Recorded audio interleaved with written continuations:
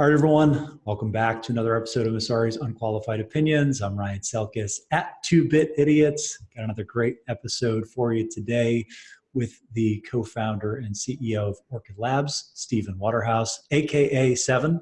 We're going to maybe get into that nickname, maybe not. We can keep it a little bit mysterious. It's up to you.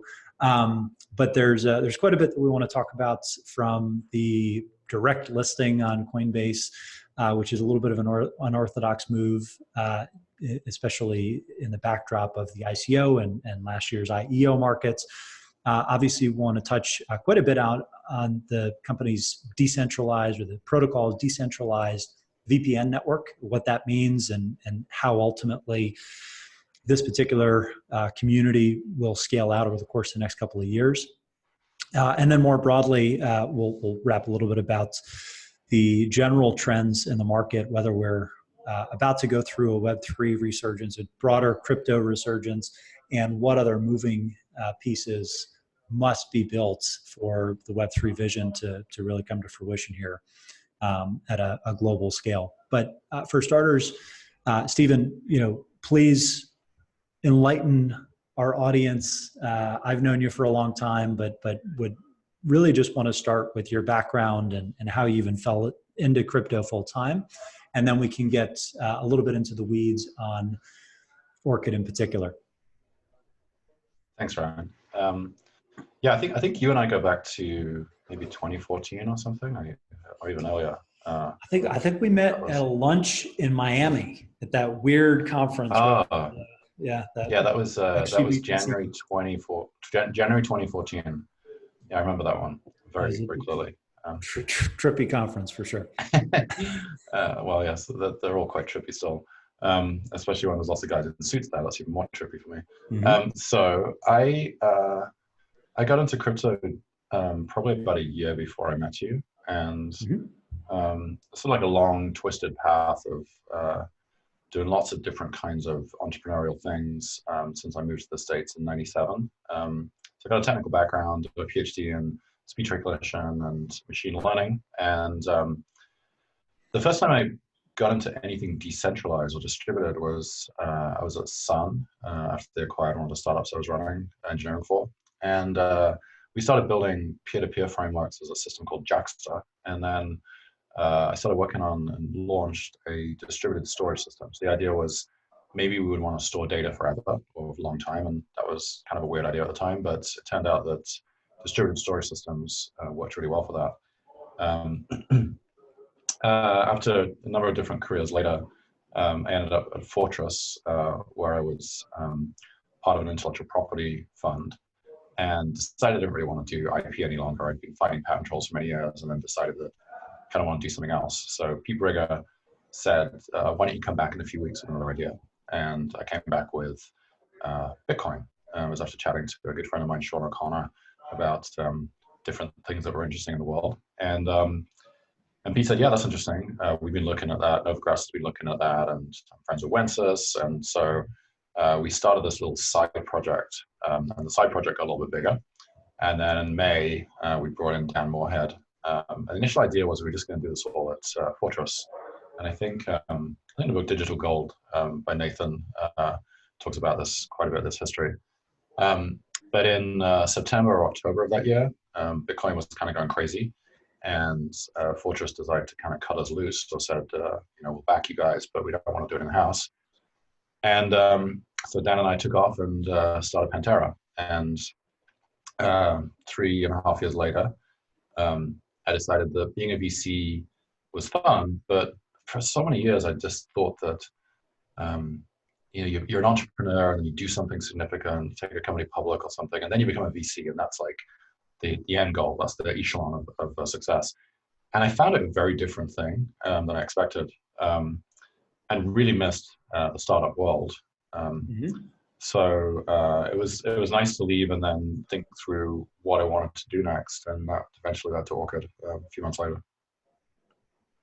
And talk a little bit about the design of the system. What the overarching goals of this network are, and how a project that was born really in the euphoria and heights of mania in mid to late 2017. What steps you've taken to just bear down, focus on actually delivering this network, and ultimately where you see things going now that the token is trading and you are at mainnet and attempting to scale the network? Yeah, so I think appearances can be deceptive. So, so the idea actually started in kind of late 2016, early 17. Mm-hmm.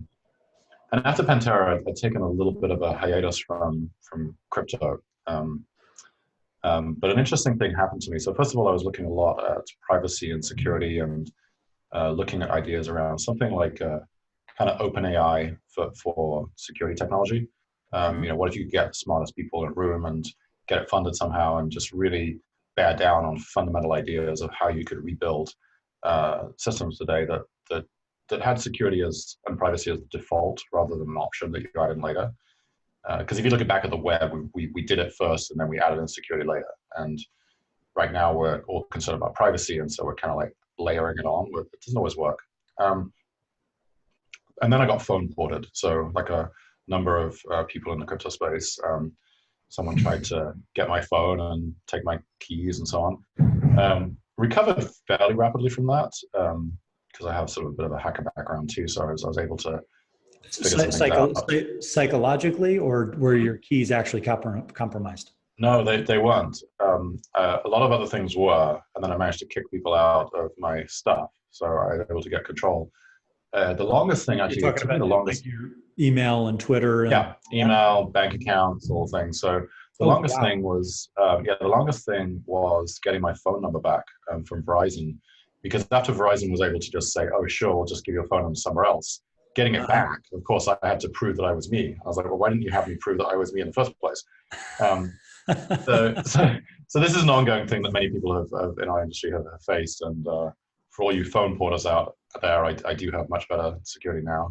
It's something that I was asked the other day, what's your one thing to recommend to somebody who's coming into the industry? And I'm just like, protect your stuff, because before you know it, you're going to want to. So in early 2017, after that phone porting incident at the end of 2016, I was just really motivated to do something. Like I was like some kind of like sign from the universe. You got to get off the seat and just get on with this.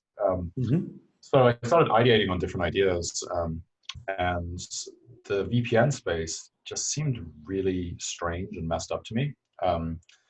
VPNs have this thing even today, especially today, where people ask me all the time which VPN they should use. And of course, now I say Orchid, but in the past I would say, well, I know the guys here and I don't know the guys here, and I've heard stories about these guys and these guys have heard it bad.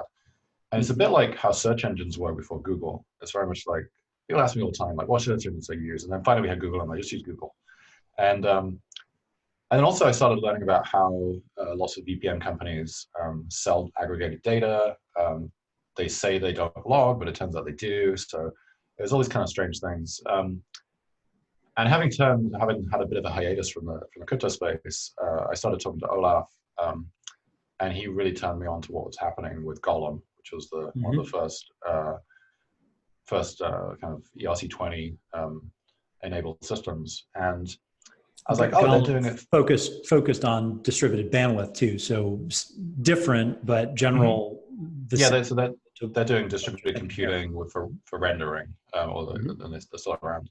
And I thought that was interesting. I was like, well, what if we did the same thing for bandwidth? Well, this for VPNs. And then once you start going down that path of reasoning, you realize that, well, what you really want to do is also enable multi-hop and layering and all these different things. And maybe you want to think through how all the attack vectors would work. And so I was fortunate enough to meet up with my co-founders, especially like Brian Fox, Jay Freeman, who built out Sadia, who's now a CTO, and then Gustav Simonson, who built out the core security framework for Ethereum.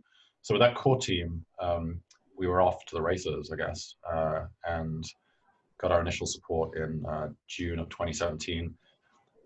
But like a lot of things, I always kind of seem to underestimate the hype, and I was really taken by surprise by how fast the ICO space boomed, and then I wasn't so surprised by how fast it collapsed. But it's the way we've stayed focused is to really focus on our mission. Our mission is to create a more open and private internet. And there's a lot of layers to that kind of mission. We're not just focused on this one. Like we call ourselves a company that has a project, so we're not just a project. Orchid Lab is the company. The Orchid Network is the project we're doing now, and we may do other ones in the future. But our general mission is to develop privacy tools that really enable a more open and private internet. And so we will consider adding other things to the application that would enable that. And I think really that core mission and thinking process has kept us, I guess, sort of on the level heads when everything else has been getting a little strange. That mission seems almost intentionally oxymoronic in terms of you wouldn't usually put those two words in the same statement, more open and private.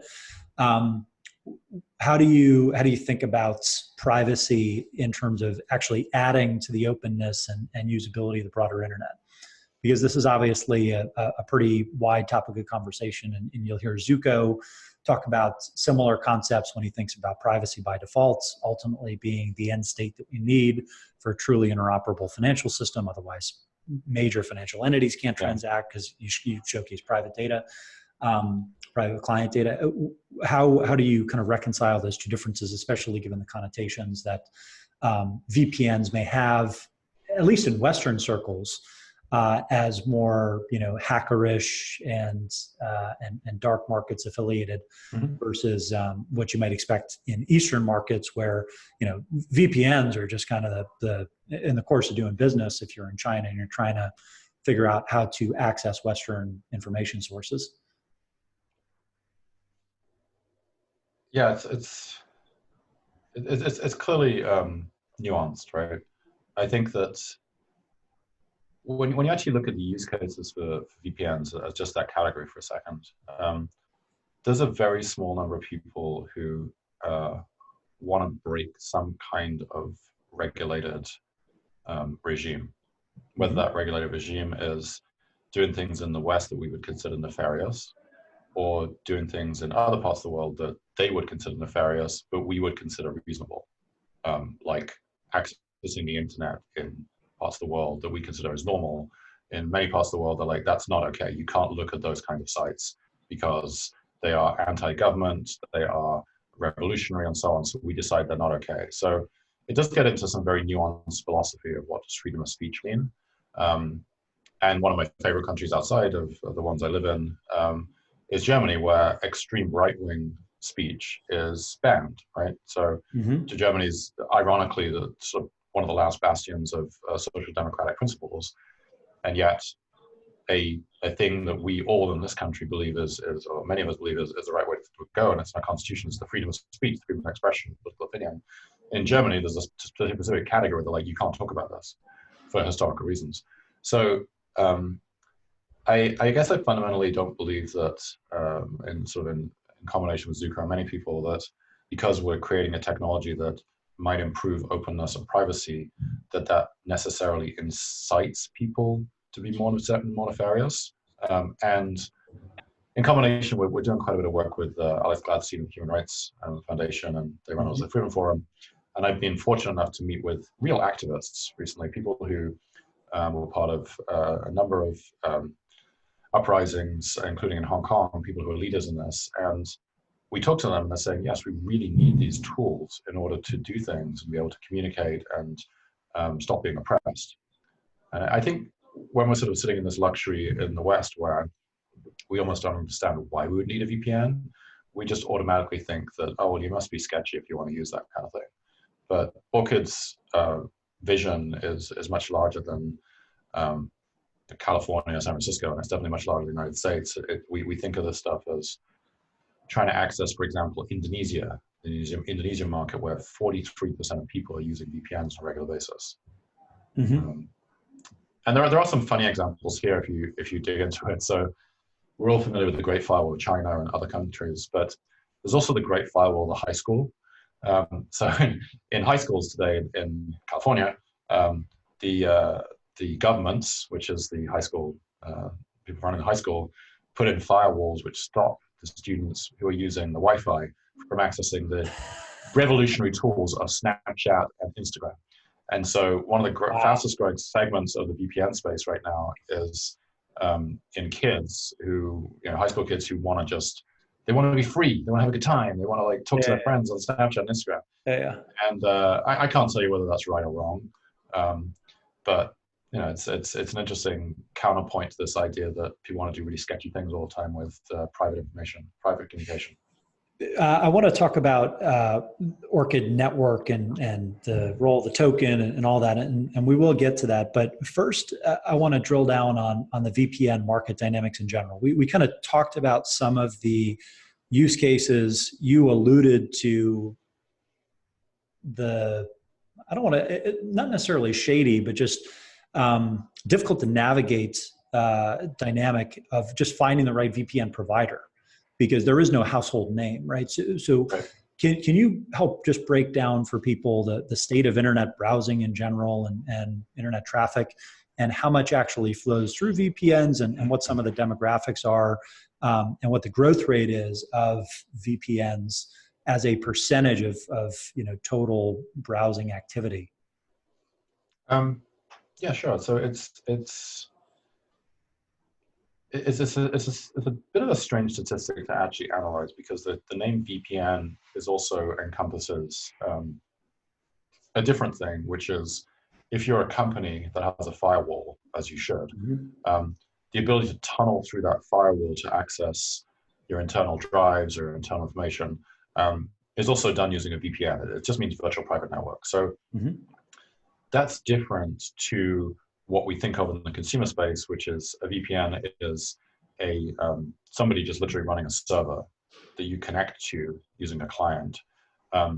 And because that server may be either in a different geography where it has different kinds of access. So if you're in a part of the world that's being repressed by a firewall, and you're able to connect to that particular IP address and connect to it because the firewall is not filtering all IP addresses, it's filtering Google and Facebook and all those kind of things, then you're able to, so it's called geoporting. So then you're able to access all the content that server could access from where it is. So that's sort of like the idea of getting access. In terms of the privacy angle, because that connection is encrypted and because it's going through a particular channel, it becomes more challenging for the firewall or other people to be monitoring your data. So there's kind of these two use cases. The growth statistics are relatively significant. It's very broken out into different regions, and so I was saying one of the largest regions in the world is Indonesia, has about 43%. Wow. In the United States, why is it so high in Indonesia? So there's considerable censorship on what people are allowed to look at, but there's also a lot of concern there about kind of government censorship and surveillance of even businesses. And so people in the business world, because Indonesia is a very fragmented country, they're concerned about what the government's looking at and how much it's observing and controlling them. So that's one area. And if you look at something like the Freedom on the Net report, so the website talks about different levels of freedom in different places, you'll find pretty quickly that the countries that have the most oppressive regimes in terms of information access and surveillance and censorship are the ones where you, as naturally, will see the highest use of VPNs. In the United States, the estimates vary between something like 5 and 15%, or maybe 20%. But again, that's broken out by demographic. And so you'll tend to see the younger age group are much more aware of what a VPN is, first of all, and have much higher usages of it. And obviously, people who are more international and global travelers tend to think about these things a lot more and are using it. And primarily speaking, are people defaulting to VPNs more, or is this something that is really, it just comes into place if you're accessing Wi-Fi in a public environment or you're browsing from your phone? How do you kind of split things out both by device and then kind of user activity? Because I'd imagine that many people are not necessarily just default VPN users. They might be VPN users when they're mobile versus when they're at home. That's a good question. I don't want to get all weird here, but it sort of depends on your attack vector, on your adversary, is how you think about these things, and also how aware you are of what's really happening, and to a certain extent, what are you doing? And so I very strongly recommend, and we've just recently sponsored all the ETH global events for the Wi-Fi. So we very strongly recommend that people use VPNs on public Wi-Fis because it is just literally a completely insecure channel. And I will typically tether my phone to my computer versus using a public Wi-Fi. Interestingly, I think the Google 5 Pixel phones, I don't know if they still do it, but when I was traveling internationally you can set it up so that when the phone access to the Wi-Fi hotspot, it automatically fires up a VPN. And that's where I'd like to see this stuff going, is a little bit more like you don't have to think about it, it just happens. And that's definitely the direction we're going on with our user interfaces and system configuration. But yeah, I'd say that awareness is definitely increasing. And what we notice is that whenever something happens, where there's a clampdown or a warning about surveillance in whatever country it is, VPN downloads and searches of VPN, all these things tend to skyrocket. And certainly a number of people we talked to in the space who've been in it for longer commercially than we have observed these behaviors. And we've certainly had inbound from a number of parts of the world recently where people are saying, hey, the government's starting to crack down on us. Can you please help us understand how to use this? So we've also had like a specific personal experience that is a real issue still. It's not just something people write about. One of the things, so first of all, I've been excited about this as a use case for crypto for quite some time because it makes a lot of intuitive sense. And if you think about the alternatives today, they're all third parties. So the first thing that pops to mind is, who do you trust out of the trusted third parties that are ostensibly trying to help you navigate the web without being surveilled? Or to establish some type of reliable private connection that doesn't have a backdoor with the CIA or whatever the kind of regional power is that might have some back channel to the vendor in question. It seems that number one, you'd be able to create more of a Schelling point around a decentralized network. So using Bitcoin as one digital gold versus a regional digital gold equivalent or a fiat currency equivalent in a given region. I think there's quite a lot of power to that because you can prove that the network is not corrupted, the technology is not corrupted. There's also just an element that there tends to be, I think, strong infrastructure overlap with rolling this out. If you can envision a future where your phone has a MetaMask or Web3 wallets, your browser, if you're using Brave, has a digital currency wallet where you might be able to stream payments to a VPN network like Orchid, rather than to just a vendor that's ultimately going to use a payment processor like BitPay or Coinbase or whomever. I don't know if all those pieces are in place yet, but I'd love to hear if I'm just totally off base, if I'm missing a couple steps there, or if what I just said sounds good in theory, but it's still many years away. Where are we in the development of the stack to actually get it from a consumer that's going to be able to use these services relatively seamlessly because all the other building blocks are in place, and it might take very minimal user education to get them to be using this default private network? So are you asking specifically where is Orchid, or what do I think the industry as a whole? Well, obviously Orchid's still very early, so I'm thinking more about the other building blocks, right? Are there other dependencies that you're waiting on for this viable at scale, or do you think that the network or the broader Web3 stack is in a place where, as Orchid develops, you'll be able to scale with the user base?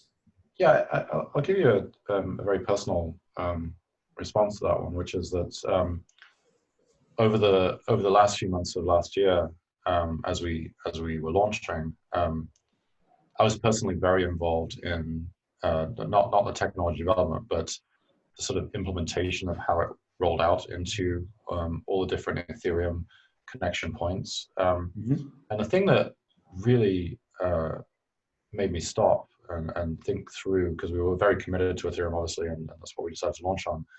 But it was just how widespread and how integrated and how easy it was to integrate. And many of the partnerships we're discussing now with either its wallets or other things, there's actually a very strong standardization of the stack. And also just going to DevCon last year and just seeing how many people were there and the strong support for all the different kinds of tools there. And yeah, sure, we like to argue about whether this layer one design or some other layer one design is going to be the right one, but I kind of think that's somewhat irrelevant, that they're all gonna kind of figure it out and be interoperable. And I think that I'm certainly excited about stuff like Polkadot, which can improve interoperability across chains.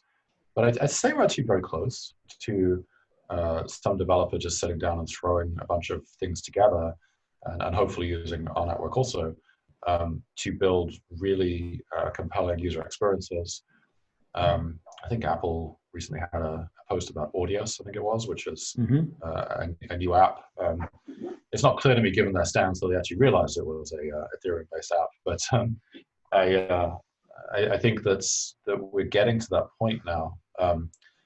And after we launched, I made this joke that now we have normal startup problems, product market fit and user growth and all these kind of things, and marketing. And it's kind of an exciting place to be, to actually think to yourself, okay, we've got something, we're going to make it better, easier to use, but it's also like, it's just like the real work of how do you build this thing and get people to use it. But I think we're getting there pretty close. Definitely a lot better than we were a few years ago. Well, let's, we've kind of danced around the periphery up to this point in the conversation, talking about the actual end market, the problem solution. And one of the reasons that I wanted to frame the conversation that way is this seems like one of the more intuitive problems that crypto could solve if the network works as advertised. So let's talk about how the Orchid network functions and where you are right now in its development cycle, because you are now in the product market fit stage and kind of iterative stage of actually onboarding users to this two-sided market. But I'd love to know what the roadmap looks like, not just for onboarding those partners and actual users, but where the token fits into all this, because that can be a very powerful tool to attract users and attract early entrants. Depending on how the actual token economics work and kind of what the embedded incentive structures are. Yeah, sure. So I guess just the very simple view of how this thing works. It's there are no providers or providers in the network who are providing bandwidth services, and they are compensated for those services using OXT, which is the Orchid currency, Orchid token. The Orchid doesn't have anything to do with the provision of bandwidth services. We're not an intermediary in this sense at all. And this is all being done in combination with the Ethereum network, of which OXT is a smart contract ERC20 token in that, just like many other ones that people may be familiar with, all the way back to Gollum. And so clients connect to the network, and they're looking for a secure VPN-like connection. And instead of paying with a credit card, they're paying with OXT. And that OXT goes to one of the providers who's providing that network route. It may also go to another network provider or even another one, because in Orchid, one of the unique things you can do is you can layer different providers on top of each other to improve your privacy. There's a whole tangential area which we could talk about, which is really not crypto. It actually is crypto, but it's not like cryptocurrency, which is related to the wireline technology, the VPN that we built, which is a brand new approach. We're using WebRTC, which is actually one of the technologies we're using right now to do this video call. And there's a lot of improvements we've made over existing VPN connections. We're also compatible with OpenVPN and other things. So as we talked about before, the idea of what we're doing is trying to improve privacy on the internet. But if you step a little bit further back, the Orchid network could also be used for other kinds of services. So you could use it, in this case, for bandwidth, but we're going to be adding something soon which allows it also to be used for compute. And so this isn't necessarily going up against Golem or LivePeer and so on. It's just that sometimes you might want to do something with the VPN connection where you actually want to compute something as part of that security process. And so we're adding a compute functionality there too. And we're going to be doing some hackathons around this as to how you could use the Orchid network for other things. Where does OXT come into this specifically? Because at first glance, someone might look at this dynamic and say, well, why can't you just send Ether, or why can't you just send Bitcoin if this is just being used to settle payments between the different users and providers in the network? Why introduce this other layer of complexity or this OXT token? I'd imagine it has something to do with the staking design in the system. Yeah, sure. That's a good question. How particularly does this work? Yeah, so there are actually two kinds of staking in the Orchid network. The first is actually done by the client itself. So every time a client connects or a client application connects, it has to stake a small amount of OXT. And this is to prevent the potential adversarial behavior that could happen for the client. But the larger amount of OXT that's staked is by a network provider, by a node provider. Now, the way to think about this is that unlike other systems like proof of stake, we're not a proof of stake system, we're a proof of work system on it. Well, currently Ethereum is proof of work. In the future, it will be proof of stake, but we're working on the standard proof of work consensus algorithm. But in Orchid, what the stake does is it's an advertisement of your services. So if you have a data center with tons of bandwidth and capability, you're going to want to stake a lot of OXT because that's going to advertise that as a better place for people to go to. If you put too little down in that case, you're kind of wasting the investment in the bandwidth services that are available. If you put too much down, then you're wasting the OXT, which could have been used for something else in a DeFi scenario or putting in the bank. So that's kind of the mechanism that's used there. There's a kind of broader thing which we should probably touch about maybe in another question, which is that as an orthogonal thing, you can construct DAOs on top of this, which then have the OXT at risk, but I'll explain that in a minute. But yeah, the OXT is used as a staking mechanism in order to advertise services in our system. And so it becomes, in some sense, a representation of the available network bandwidth that can be used at any given time. Is that the right way to think about it? Yes, and it's we think it's actually very interesting analog to what happens today, which is that today the way you find out of a VPN is through affiliate sites, and so people are spending money and doing marketing and building these affiliate sites, and then unfortunately you find out that the affiliate sites actually have deals with the VPN companies, so they're not really telling the truth. We think ours is a more fair kind of representation as to the economic reality there. There's a couple more points I want to touch on that we didn't quite get to.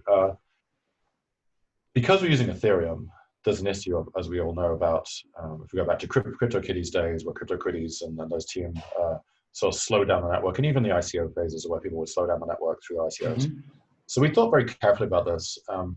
One of the things we introduced is this concept of nanopayments, which people like to tell me is really micropayments, but we gave it a different name because micropayments is sort of branded to mean certain things in the past. So what happens is that it's effectively a form of a payment channel, but it's very different to most payment channels in that it's many to many. And the idea is that for any node provider, the currency of our network is not actually OXT, it's actually nanopayments. And the nanopayments are probabilistic. So if you're a node provider, I'm sending you payments, and only one of those payments is what you can think of as a winner. And then when you get that winner, you get a large chunk that was held in the smart contract paid to you.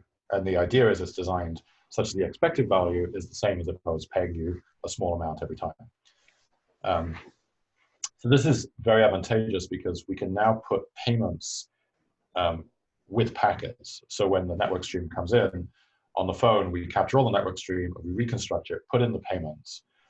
And this has some very significant advantages around different kinds of adversarial attacks and so on that we can talk about another time, but it's a very flexible system, and people always ask us, like, how are you going to scale on Ethereum? And we've pointed to this. It's really not been that much talked about by anybody or ourselves. We just kind of threw it in there. But short story, we're able to do data networking speeds on Ethereum by using this approach. Makes sense. Does the need for that subside if and when ETH2, is fully implemented, or if and when you're able to leverage something like Polkadot and have your own, parachain that's hosting this network? Or do you see this as a long-term need for this parallel payment currency to exist because of the other staking mechanisms and just for the probabilistic nano payments? I don't envisage us necessarily moving away from that anytime soon, because people talk about certain things not being fast enough, and then if we do ETH 2.0, then we'll get up to much faster speeds. But data networking speeds are really fast, especially in comparison to what we think of. They're way faster than payment networks, faster than Visa, and so on. It's the stuff that you and I are talking about right now. And with our approach, we're able to do that. We're able to do payments at a data networking speed. So it's almost like orders of magnitude higher than anything we think about in normal crypto. So I don't think we'd necessarily be moving away from that. There are some interesting privacy concerns around proof of stake networks that are going to need. We have a transition plan and so on. It's not something I'm ready to talk about right now, but we are definitely looking at some of the issues that come into place when you have proof of stake systems versus proof of work systems.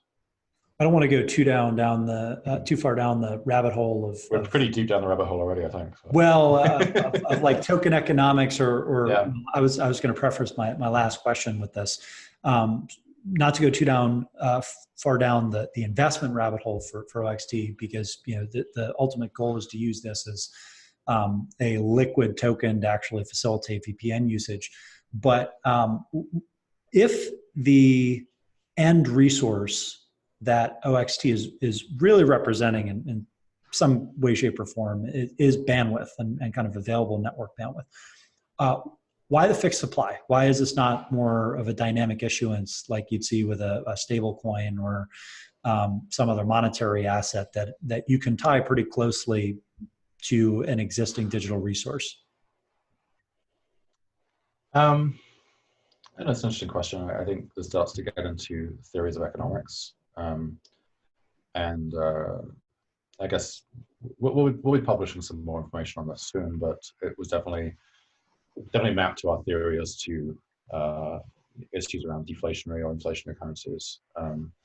But I guess I wouldn't see this as just a representation of bandwidth necessarily. It's more a representation of the provision of a service in a network, whether that is as it is currently bandwidth, but in the future could be bandwidth for compute or other kinds of resources in the system. It could be content, for example, access to content. And so, yeah, we think it's the right kind of design, but I try to stay out of the arguments around economics because they're just very nuanced. Yeah, well, and I don't want to get you into trouble either, because I recognize that it's sensitive, particularly being in the U.S. And talking about the fact that there are going to be price variances to some of these currencies. So let's talk about some of those other applications. You kind of hinted at some of the things that you could build after this component is shipped at Orchid Labs. Is there anything else even on the roadmap right now, or is it all theoretical? So we're a little different from other companies, and we've been sort of criticized a little bit about this in the past. But we're a bit more like an old school sort of Silicon Valley startup in the way we release information. We're very transparent in the sense that it's all open source, and you can find us easily, and we're at conferences. We're not secretive in that sense. But exactly which rabbit we're about to pull out of the bag next is something that we kind of keep pretty close to our chest. Not to the extent like Apple does, where they actually build literal silos within the companies. But we do have a few things we can talk about, which is that we're obviously very excited to, anyone who's listening, we're very excited to integrate Orchid with existing applications, whether they are crypto applications. Obviously, Ethereum ERC20 stuff compatible is much easier, but other networks, or even things that are not necessarily crypto. So thinking about Orchid as something that could be used within an application to provide these bandwidth services. That's one area that we're looking at very closely, and as we've got some new things coming soon. We're also looking at ways to make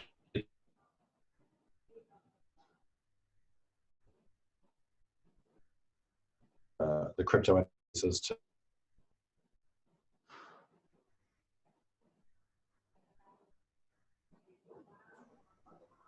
and then there's if you can just start thinking about the suite of privacy tools. So for example, one thing we have right now is on the phone, there's also a traffic analyzer. So it shows you which site, which IP addresses your phone is connecting to all the time, which we just don't really know. You open up an application, you just don't really know what it's doing. It's all happening in the background. So with Orchid, you can actually see a traffic analyzer. You can see what's happening.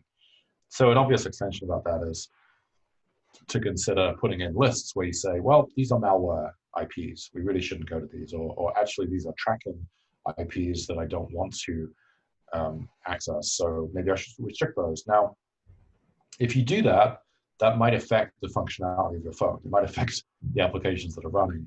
But at least you're starting to get some kind of visibility and control into it. And that's a general theme of what we're trying to do, is not only build these kind of tools, but also educate people about our tool, what it does and what it doesn't do, and educate people about what's going on. Because we have a lot of privacy theater happening right now. There's companies that are using privacy as a banner to build a business model that's really not that private, or is just another business model the same. Or they're saying things are private and they're really not. Or like many VPN companies, they're telling you that if you use the VPN, then you won't get hacked. Whilst the VPN usage doesn't really have anything to do with whether you get hacked or not, unless you're on open Wi-Fi, in which case, sure, that might be a consideration. Well, I think we're going to creatively edit that particular answer anyway, and it's probably the universe's way of telling me to move on, because it's the first time I've had a live interview Wi-Fi outage mid-question. Oh, you did? I signed. Well, oh, no. we didn't lose the recording or anything. We're still good. Okay. But there was a certain snippet of your answer that went dark. Luckily, we caught the second part about the travel application. So okay, good. I think we'll be able to splice the first part out a little bit creatively. Okay, sounds good. So let's we got a few minutes left here. Why don't we talk about the decision to ultimately pursue something that looked a lot like a direct listing with Coinbase, and what led to that decision, how it was ultimately executed, and why that was the appropriate path for the OX2 token, given some of the goals that you have to onboard actual users to the VPN network versus create an army of speculators, or have any type of price or volume support from a listing venue that was going to support the asset.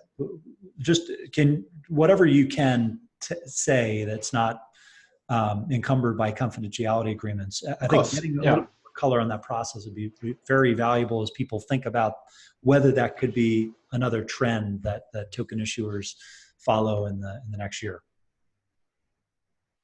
Well, I'd love to tell you that it was all part of some grand strategy that we had 3 years ago, but as is with many things, and even things in my life, where you look back and you say, "Wow, that was an interesting career path," but I'm like, "Yeah, it was very accidental, with a lot of luck." The real answer is that if you kind of look at why we're doing what we're doing and what we're trying to do, we're one of the, well, notwithstanding DeFi and some strong attempts at building user-facing applications, we're one of the few things that actually have applications as the primary goal of what we're trying to build, and that's backed by this crypto-powered network.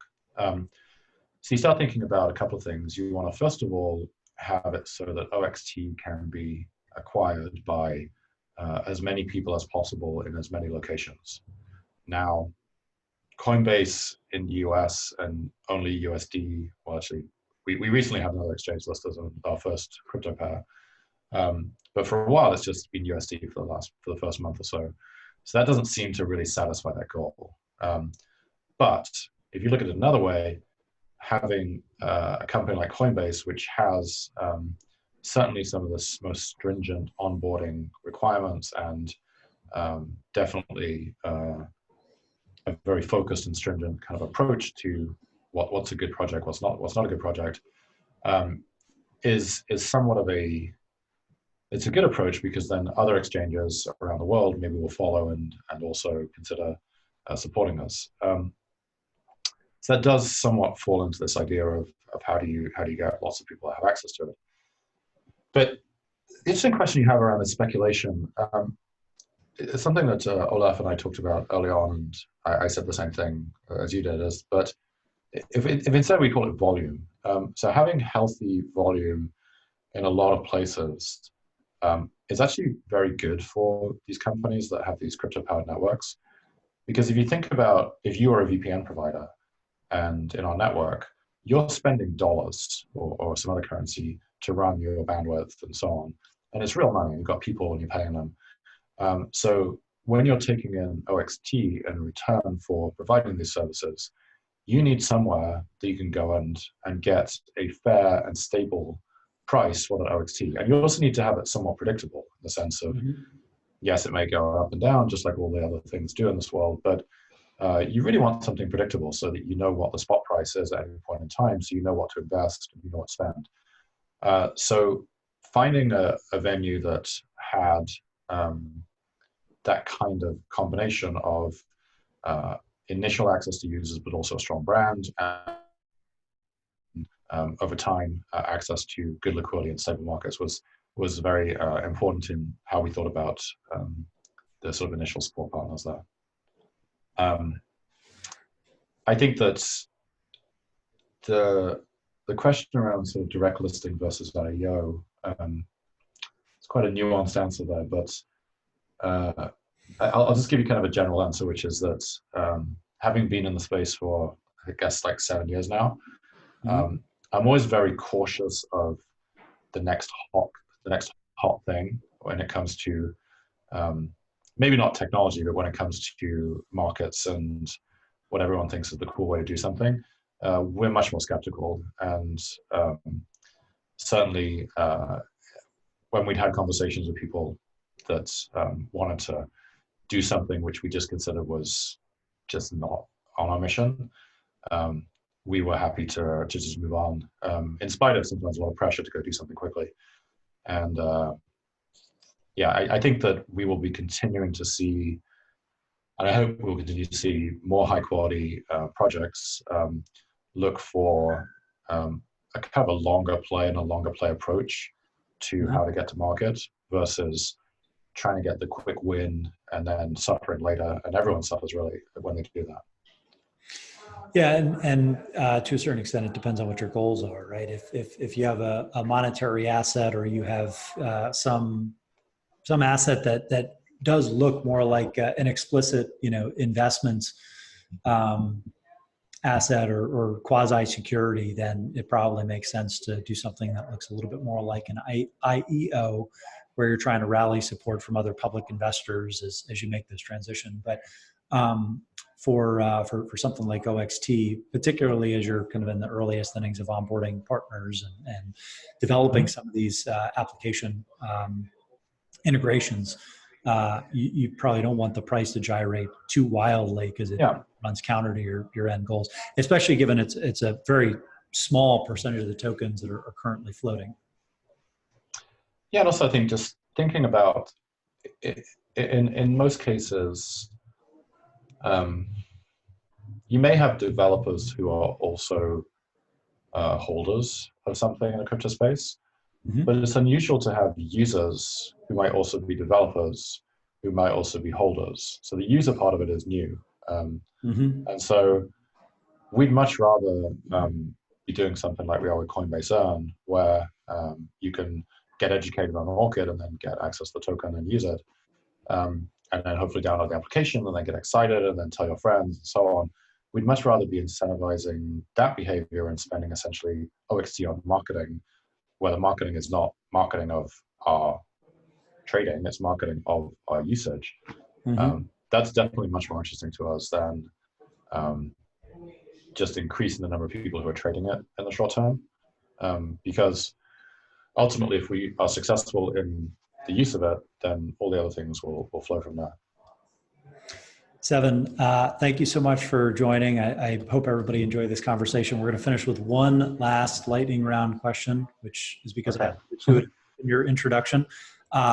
Why the name change? Where does Seven come from, and why is that the new moniker?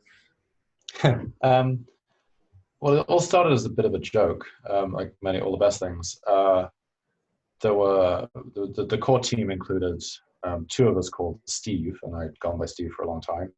Originally Stephen with a V, and PH, and it just got to the point where having two people jump when someone said the name was starting to at least annoy me. And so I turned to Brian Fox, who is another one of our co-founders, who wrote Bash, and he came up with the name Bash as the shell that's used. And I was like, can just someone pick another name for me, and hopefully a variant of the letters that I have already? And he's like, well, like what? And I was like, I don't know, like Sven. I was like, but that's weird because I have a friend called Sven. And he's like, why would I get rid of two letters? You're just gonna be Seven. So I was like, okay, that's fun. And in a moment of haste, I just went on and changed my social media connections and set up an email address for Seven, and then it kind of just built from there. And then I kind of liked it, so I kind of went with it, and that's basically how it happened. It's a great nickname, and hopefully that eliminates any confusion for people that knew you from the previous lives, and now see that you're not just going about this as the artist formerly known as Stephen Waterhouse, but there's rhyme and reason to it. Stephen, or Seven, excuse me, where can people find you, find more about the project, and get involved? Sorry, Ryan, you just cut out. All right. Seven, where can people find out more about the project and you and get involved? Yeah, so it's the website is Orchid, which is orchid.com. I'm Seven, like actually the number 7 at orchid.com. And we have all the kind of usual social stuff. On there, we're going to be at a lot of the conferences coming up soon. We'll be at ETH Denver in a few days, and then ETH London, ETH Paris, and if you subscribe to our newsletter, you find out exactly where we are. We'd love to hear from you, and we're excited to keep building this thing and furthering our mission. Thanks, Ryan. We're excited to see how it develops, and appreciate you coming on. All right, everyone. Thanks again for tuning in. Until next time, be good, stay safe. Peace. Thanks.